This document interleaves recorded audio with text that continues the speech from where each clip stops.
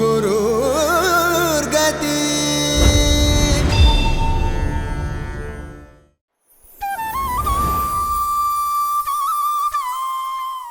ಓಂ ಶ್ರೀ ಗುರುರಾಘವೇಂದ್ರಾಯ ನಮಃ. ಇಂದು ಜನವರಿ 20, 2023 ಬೆಳಿಗ್ಗೆ 5:45. ನಾವೆಲ್ಲ ಗವಿಗಟ್ಟಿ ಗ್ರಾಮದಿಂದ ನಮ್ಮ ಪಾದಯಾತ್ರೆಯನ್ನು ಆರಂಭಿಸಿದೆವು. ಇಲ್ಲಿಂದ ಮುಂದೆ ನಾವು ಸುಮಾರು 6 ಕಿಲೋಮೀಟರ್ ದೂರವಿರುವ ಸಂಗಾಪುರ್ ಎಂಬ ಗ್ರಾಮದ ಕಡೆಗೆ ಸಾಗುತ್ತೇವೆ. ಬೆಳಿಗ್ಗೆ 6:30. ಆಲ್ದಳ್ಳಿ ಗ್ರಾಮದಲ್ಲಿ ನಾವು ಇಲ್ಲಿ ಒಬ್ಬ ಭಕ್ತಾದಿ ಅವರ ಕುಟುಂಬದ ಸಹಿತ ತಮ್ಮ ಮನೆಯ ಎದುರಿಗೆ ಕಳೆದ 8 ವರ್ಷಗಳಿಂದ ಸೇವೆ ಮಾಡುತ್ತಿರುವ ಸ್ಥಳಕ್ಕೆ ತಲುಪಿದೆವು. ಇಲ್ಲಿ ಇವರು ನಸುಕಿನಿಂದಲೇ ಬರುವ ಎಲ್ಲ ಪಾದಯಾತ್ರಿಗಳಿಗೆ ಚಹಾ ಮತ್ತು ತಿಂಡಿಯ ವ್ಯವಸ್ಥೆ ಮಾಡಿ ತಮ್ಮ ಸೇವೆ ಮಾಡುತ್ತಾ ಬಂದಿದ್ದಾರೆ. ಶ್ರೀ ಗುರುರಾಯರ ಕೃಪೆಯಿಂದ ತಮ್ಮ ಮನೆತನಕ್ಕೆ ಯಾವತ್ತೂ ಒಳ್ಳೆಯದೇ ಆಗಿದ್ದರಿಂದ ಇವರ ಕುಟುಂಬದವರು ಕೂಡಿ ಹೀಗೆ ಪಾದಯಾತ್ರಿಗಳಿಗೆ ಸೇವೆ ಮಾಡುವ ಮೂಲಕ ಶ್ರೀ ಗುರುರಾಯರಿಗೆ ತಮ್ಮ ಭಕ್ತಿ ಸಮರ್ಪಣೆ ಮಾಡುತ್ತಿದ್ದಾರೆ ಎಂದು ಆ ಯಜಮಾನ ಹೇಳಿದರು.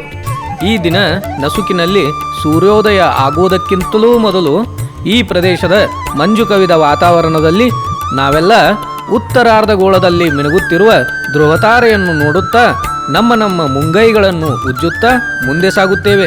ಈ ಚಳಿಯಲ್ಲಿಯೂ ತಮ್ಮ ಗದ್ದೆಗಳಿಗೆ ನೀರುಣಿಸಲು ಬರುವ ರೈತರು ರಸ್ತೆ ಪಕ್ಕದಲ್ಲಿ ಒಣ ಹುಲ್ಲಿನ ರಾಶಿಗಳಿಗೆ ಬೆಂಕಿ ಹಚ್ಚಿ ಮೈ ಕಾಯಿಸಿಕೊಳ್ಳುವ ದೃಶ್ಯಗಳು ಕಾಣಸಿಗುತ್ತವೆ.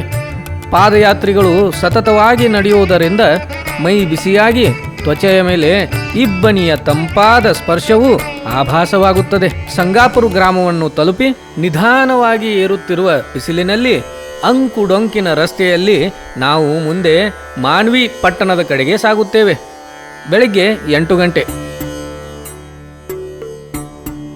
ಹಲವಾರು ಪಾದಯಾತ್ರಿಗಳು ಕುಳಿತು ತಾವು ಮನೆಯಿಂದ ತಂದ ತಿಂಡಿ ತಿನಿಸು ತಿನ್ನುತ್ತಾ ಸ್ವಲ್ಪ ಹೊತ್ತು ವಿಶ್ರಾಂತಿ ಪಡೆಯುತ್ತಿದ್ದರು. ಇಲ್ಲಿಂದ ಮುಂದೆ ನಾವೆಲ್ಲ ಮತ್ತೊಂದು ಕಿಲೋಮೀಟರ್ ಮುಂದೆ ಸಾಗಿ ರಸ್ತೆಯ ಪಕ್ಕದಲ್ಲಿರುವ 7 ಮಕ್ಕಳ ತಾಯಿ ದೇವಿ ದೇವಸ್ಥಾನದ ಎದುರು ಇರುವ ಒಂದು ನಲ್ಲಿಯ ನೀರಿನಿಂದ ಸ್ನಾನ ಮಾಡಿ ಅಲ್ಲಿಯ ಸನ್ಯಾಸಿಯವರ ಸಹಕಾರದಿಂದ ದೇವಿಯ ಭಜನೆ ಮತ್ತು ಶ್ರೀ ಗುರುರಾಯರ ಅಷ್ಟೋತ್ತರ ಪಠನ ಮಾಡಿದೆವು.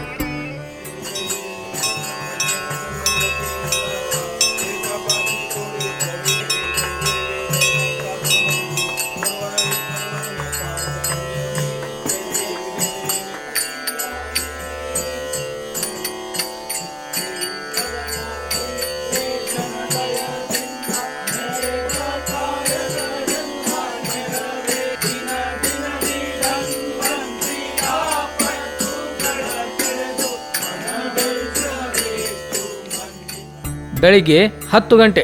5 ಕಿಲೋಮೀಟರ್ ದೂರವಿರುವ ಮಾನ್ವಿ ಪಟ್ಟಣವನ್ನು ತಲುಪಿ ಪ್ರತಿ ವರ್ಷದಂತೆ ಶ್ರೀ ಗಣೇಶ್ ಪ್ರಸಾದ್ ಎಂಬ ಒಂದು ಚಿಕ್ಕ ಹೋಟೆಲ್ನಲ್ಲಿ ಆ ಹೋಟೆಲ್ ಮಾಲೀಕ ಉಡುಪಿಯ ಭಟ್ಟರು ನಮಗಾಗಿ ವಿಶೇಷವಾಗಿ ಮಾಡಿಕೊಡುವ ಲಿಂಬು ಸೋಡಾ ಕುಡಿದು ಸ್ವಲ್ಪ ಹೊತ್ತು ವಿಶ್ರಾಂತಿ ಪಡೆದು ಮುಂದೆ ಸಾಗುತ್ತೇವೆ. ಮಧ್ಯಾಹ್ನ 12 ಗಂಟೆ.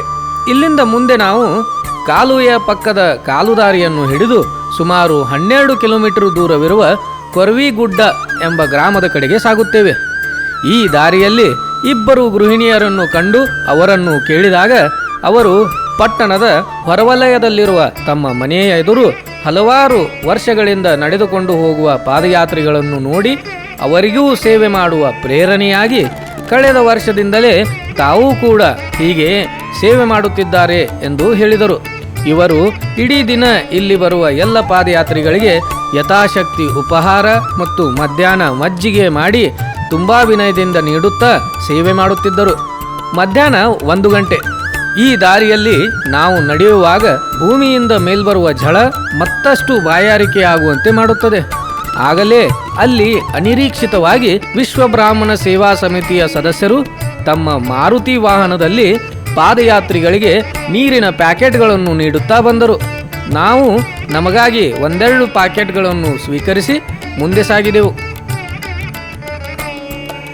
ಈ ದಾರಿಯಲ್ಲಿ ಮಠ ಮಧ್ಯಾಹ್ನದ ಇಂತಹ ಬಿಸಿಲಿನಲ್ಲಿ ನಡೆಯುವುದು ಕಷ್ಟಕರವಾದ್ದರಿಂದ ಪಾದಯಾತ್ರಿಕರು ಆದಷ್ಟು ವೇಗದಿಂದ ಎಲ್ಲಿಯೂ ನಿಲ್ಲದೆ ಮುಂದೆ ಸಾಗುತ್ತಾರೆ. ಈ ದಾರಿ ಅತೀವ ದುರ್ಗಮವಾಗಿದ್ದು ಇಲ್ಲಿ ನಡೆಯುವಾಗ ಪಾದಯಾತ್ರಿಗಳು ತುಂಬಾ ಎಚ್ಚರಿಕೆಯಿಂದ ಇರಬೇಕಾಗುತ್ತದೆ.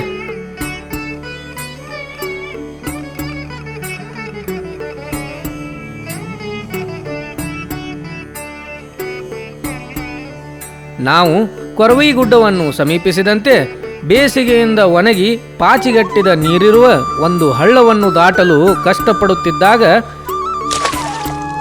ಅಲ್ಲಿ ಆಟವಾಡುತ್ತಾ ಬಂದಿದ್ದ ಇಬ್ಬರು ಹುಡುಗರು ನಮಗೆ ದಾರಿ ತೋರಿಸಿ ಸಹಾಯ ಮಾಡಿದರು.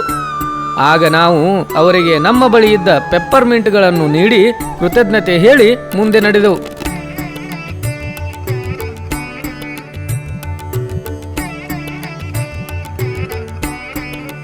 ಮಧ್ಯಾಹ್ನ 2:15 ಕೊರವಿಗುಡ್ಡ ಗ್ರಾಮದ ಸರ್ಕಾರಿ ಶಾಲೆಯ ಆವರಣದಲ್ಲಿ ಕಳೆದ 24 ವರ್ಷಗಳಿಂದ ವಿಜಯಪುರದ ಗುರುರಾಜ ಸೇವಕರು ಮಿತ್ರ ಮಂಡಳಿಯ 25ರಿಂದ 30 ಜನರ ತಂಡದವರು ಕೂಡಿ ತಾವೇ ಬಂಡವಾಳ ಹೂಡಿಕೊಂಡು ಎಲ್ಲ ಪಾದಯಾತ್ರಿಗಳಿಗೆ ಇಂದಿನ ದಿನ ಸೇವೆ ಮಾಡುವ ಸ್ಥಳಕ್ಕೆ ಬಂದು ತಲುಪಿದೆವು.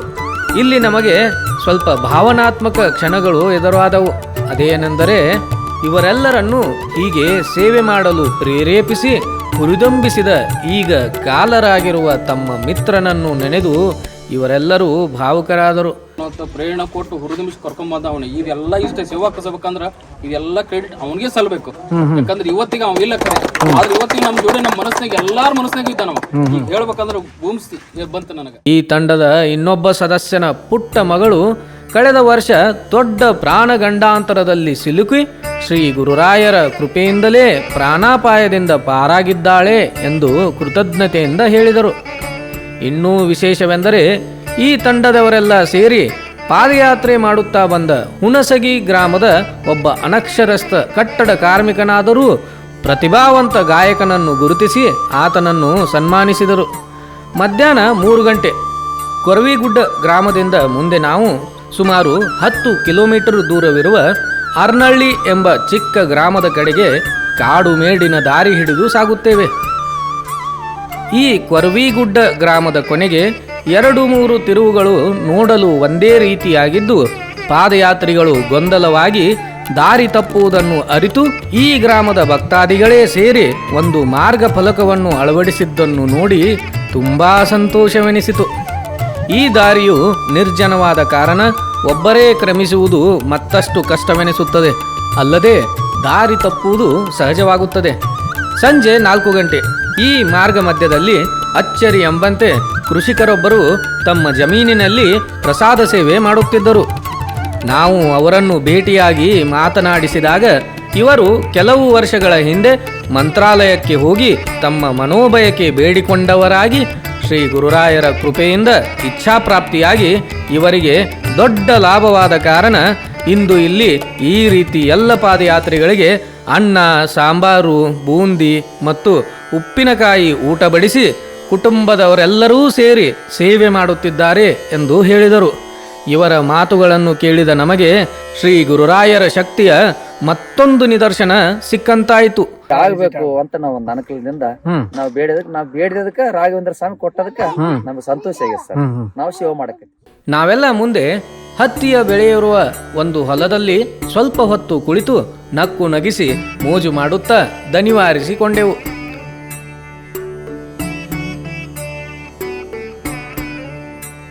ಮುಂದೆ ನಾವೆಲ್ಲ 10 ಹೊಲಗಳನ್ನು ದಾಟುತ್ತಾ ಸಾಗುತ್ತೇವೆ.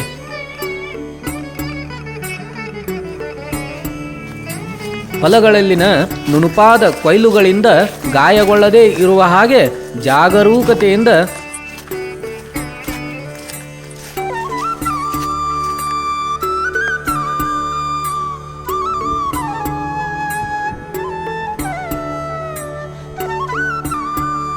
ಹೊಲಗಳ ಮಧ್ಯೆ ಇರುವ ಹಲವಾರು ಬಾಂಧುಗಳು, ಅರಣಿಗಳು ಮತ್ತು ಒಡ್ಡುಗಳನ್ನು ದಾಟಲು ಒಬ್ಬರಿಗೊಬ್ಬರು ಕೈ ಹಿಡಿದು ಸಹಕರಿಸುತ್ತಾ ಮುಂದೆ ಸಾಗುತ್ತೇವೆ.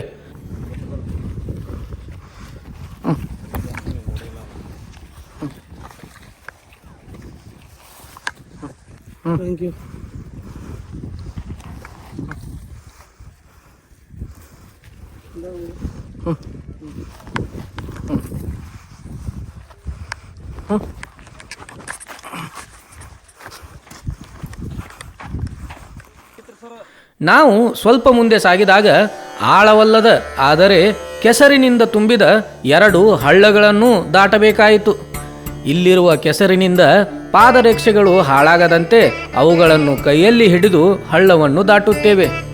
ಇಲ್ಲಿಯವರೆಗೆ ನಮ್ಮ ಪಾದಗಳಿಗೆ ರಕ್ಷಣೆ ನೀಡಿದ ಪಾದರಕ್ಷೆಗಳಿಗೆ ನಾವೇ ರಕ್ಷಣೆ ನೀಡುವುದು ಜೀವನದ ಒಂದು ವಿಪರ್ಯಾಸವೇ ಸರಿ, ಹೌದಲ್ಲವೇ?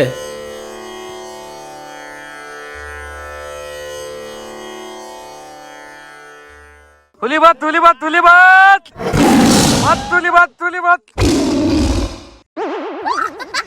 ಹಾ ತೋ ಕೈ ಕೊಡ.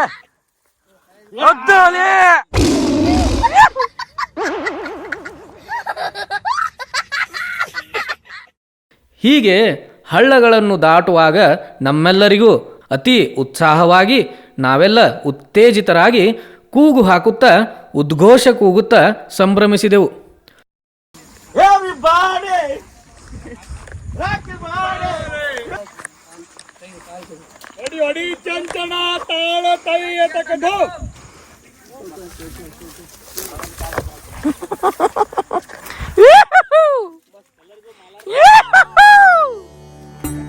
ಸಂಜೆ 6 ಗಂಟೆ ನಾವೆಲ್ಲ ಅರ್ನಳ್ಳಿ ಗ್ರಾಮವನ್ನು ತಲುಪಿದೆವು. ಇಲ್ಲಿ ಸೊಳ್ಳೆಗಳ ಕಾಟ ಎಷ್ಟೆಂದರೆ ಇಲ್ಲಿಯ ರೈತರು ತಾವು ಸಾಕಿರುವ ಹೈನುಗಳಿಗೂ ಕೂಡ ಸೊಳ್ಳೆಯ ಪರದೆ ಹಾಕಿ ಅವುಗಳನ್ನು ಹಲವಾರು ಸಾಂಕ್ರಾಮಿಕ ರೋಗಗಳಿಂದ ಕಾಪಾಡುತ್ತಾರೆ. ಸಂಜೆ 7 ಗಂಟೆ ರಸ್ತೆ ಮೇಲೆ ನಮ್ಮ ತಂಡದ ಮಿತ್ರನೊಬ್ಬ ಒಂದು ಅತಿ ವಿಷಕಾರಿಯಾದ ಕೊಳಕುಮಂಡಲ ಸರ್ಪದ ಮೇಲೆ ಕಾಲಿಡುವುದರಿಂದ ಸ್ವಲ್ಪದರಲ್ಲೇ ಜೀವ ಉಳಿಸಿಕೊಂಡು ಪಾರಾದನು. ಶ್ರೀ ಗುರುರಾಯರ ಕೃಪೆ ಮತ್ತು ದೈವಾದೃಷ್ಟದಿಂದಲೇ ನಾವೆಲ್ಲ ಈ ಅಪಾಯದಿಂದ ಪಾರಾಗಿರುವುದಕ್ಕೆ ಯಾವ ಸಂದೇಹವೂ ಇಲ್ಲ. ಈ ಆಕಸ್ಮಿಕ ಘಟನೆಯಿಂದ ನಾವೆಲ್ಲ ಸ್ವಲ್ಪ ಹೊತ್ತು ಜರ್ಜರಿತರಾಗಿದ್ದೆವು.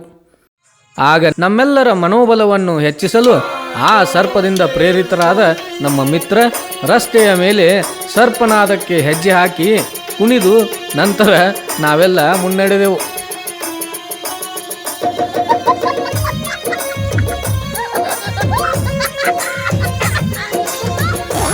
ಸಂಜೆ 7 ಗಂಟೆ 30 ನಿಮಿಷ. ಕತ್ತಲಲ್ಲಿ ಮುಂದೆ ಸಾಗುವಾಗ ವಿಶೇಷವಾಗಿ ಇಂದಿನ ದಿನ ನಮಗೆಲ್ಲ ಒಂದು ವಿಚಿತ್ರ ದ್ವಂದ್ವಭಾವ ಕಾಡುತ್ತದೆ. ಅದೇನೆಂದರೆ ನಾಳೆಯ ದಿನ ಇಷ್ಟೊತ್ತಿಗೆ ನಾವೆಲ್ಲ ಮಂತ್ರಾಲಯವನ್ನು ತಲುಪಿ ಶ್ರೀ ಗುರುರಾಘವೇಂದ್ರ ರಾಯರ ಬೃಂದಾವನ ದರ್ಶನ ಪಡೆಯುತ್ತೇವೆ ಎನ್ನುವ ಖುಷಿ. ಆದರೆ ಹಾಗೆ ನಮ್ಮ ಈ ಪಾದಯಾತ್ರೆ ನಾಳೆಯಷ್ಟರಲ್ಲಿ ಮುಗಿದು ಹೋಗೋದಲ್ಲ ಎನ್ನುವ ಹತಾಶಗೊಳಿಸುವ ನಿರಾಶಾಭಾವ. ಹೀಗೆ ಮಿಶ್ರ ಭಾವನೆಗಳಲ್ಲಿ ತೊಲಲಾಡುವ ನಾವೆಲ್ಲ ಸೇರಿ ದೇವರ ನಾಮಸ್ಮರಣೆ ಮಾಡುತ್ತಾ ರಾಯರ ಭಜನೆ ಮಾಡುತ್ತಾ ನಡೆದು ಅಲ್ಲಲ್ಲಿ ಹಾಡುತ್ತಾ ಕುಣಿದು ಕುಪ್ಪಳಿಸುತ್ತಾ ರಾಜಲಬಂಡ ಗ್ರಾಮವನ್ನು ನಮಗರಿಯದಂತೆ ತಲುಪುತ್ತೇವೆ.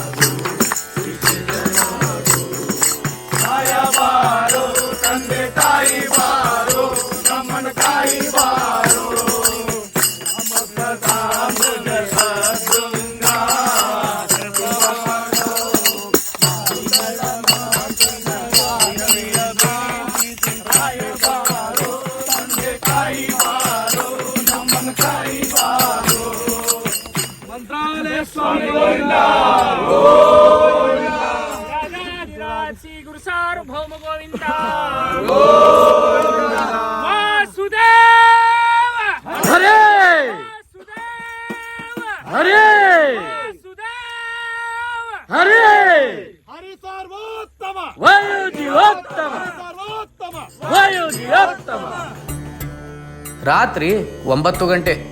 ರಾಜಲಬಂಡ ಗ್ರಾಮವನ್ನು ತಲುಪುವ ಎಲ್ಲ ಪಾದಯಾತ್ರಿಗಳಿಗೂ ಕಳೆದ 45 ವರ್ಷಗಳಿಂದ ಇಂದು ಸಾಯಂಕಾಲದಿಂದಲೇ ಸರಿಸುಮಾರು 1,000 ಜನರಿಗೆ ರಾತ್ರಿ ಇಡೀ ರುಚಿಯಾದ ಊಟ ಬಡಿಸುತ್ತಾ ಬಂದಿರುವ ಈ ಗ್ರಾಮದ ಗೌಡರ ಮನೆ ಮುಂದೆ ತಲುಪುತ್ತೇವೆ. ಈ ಕುಟುಂಬದ ಯಜಮಾನರೇ ಹೇಳುವ ಹಾಗೆ ಮೊಟ್ಟ ಮೊದಲ ಬಾರಿಗೆ ಈ ಊರಿಗೆ ರಾತ್ರಿ ಬಂದಿದ್ದ 5 ಜನ ಪಾದಯಾತ್ರಿಕರನ್ನು ಕಂಡ ಇವರ ದಿವಂಗತ ತಂದೆಯವರು ಆ ಯಾತ್ರಿಕರನ್ನು ವಿಚಾರಿಸಿದಾಗ ಆ 5 ಹಸಿವು ಆಗಿದ್ದನ್ನು ಅರಿತು ಅವರನ್ನು ಮನೆಗೆ ಕರೆದು ಊಟ ಬಡಿಸಿ ಇದೇ ರೀತಿ ಪ್ರತಿ ವರ್ಷವೂ ಅನುಸರಿಸುತ್ತಾ ಬಂದು ಈಗ ಅವರ ನಂತರ ಈ ಕುಟುಂಬದ ಎಲ್ಲ ಸದಸ್ಯರು ಸೇರಿ ಸಕಲ ಗ್ರಾಮಸ್ಥರ ಸಹಕಾರದೊಂದಿಗೆ ಪ್ರತಿ ವರ್ಷವೂ ಹೆಚ್ಚೆಚ್ಚು ಸಂಖ್ಯೆಗಳಲ್ಲಿ ಬರುವ ಪಾದಯಾತ್ರಿಗಳಿಗೆ ಸೇವೆಯನ್ನು ಮುಂದುವರಿಸಿಕೊಂಡು ಬಂದಿದ್ದು, ಮಾರನೆಯ ದಿನ ಇಲ್ಲಿ ರಾತ್ರಿ ತಂಗಿದ್ದ ಪಾದಯಾತ್ರಿಗಳ ಜೊತೆಗೂಡಿ ಬಹುತೇಕ ಗ್ರಾಮಸ್ಥರು ಶ್ರೀ ಕ್ಷೇತ್ರ ಮಂತ್ರಾಲಯಕ್ಕೆ ಈ ಗ್ರಾಮದಿಂದಲೇ ಪಾದಯಾತ್ರೆ ಮಾಡುತ್ತಾರೆ ಎಂಬುದು ಅತೀ ವಿಶೇಷವಾದದ್ದು. ರಾತ್ರಿ 10 ಗಂಟೆ. ನಾವೆಲ್ಲ 2 ಕಿಲೋಮೀಟರ್ ಮುಂದೆ ಸಾಗಿದಾಗ ತಮ್ಮಾಪುರ್ ಎಂಬ ಗ್ರಾಮದ ಒಂದು ಸರ್ಕಾರಿ ಶಾಲೆಯ ಆವರಣವನ್ನು ತಲುಪುತ್ತೇವೆ.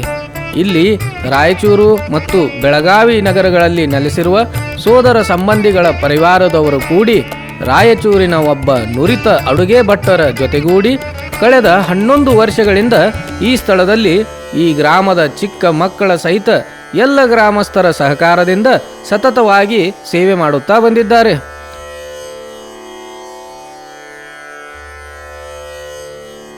ರಾತ್ರಿ 11 ಗಂಟೆ 30 ನಿಮಿಷ. ನಾವೆಲ್ಲ ಮುಂದೆ ಬರುವ ಜೂಕೂರು ಗ್ರಾಮವನ್ನು ತಲುಪಿ ರಸ್ತೆ ಬದಿ ನಿರ್ಮಾಣ ಹಂತದಲ್ಲಿರುವ ಗ್ರಾಮ ದೇವತೆಯ ದೇವಸ್ಥಾನದ ಪ್ರಾಂಗಣದಲ್ಲಿ ಮಲಗಿದೆವು. ಹೀಗೆ 5ನೇ ದಿನದ ನಮ್ಮ ಪಾದಯಾತ್ರೆ ಶ್ರೀ ಗುರುರಾಯರ ಕೃಪೆಯಿಂದ ನಿಸ್ಸಂಕೋಚವಾಗಿ ಸಂಪೂರ್ಣವಾಯಿತು. ಓಂ ಶ್ರೀ ಗುರು ರಾಘವೇಂದ್ರಾಯ ನಮಃ.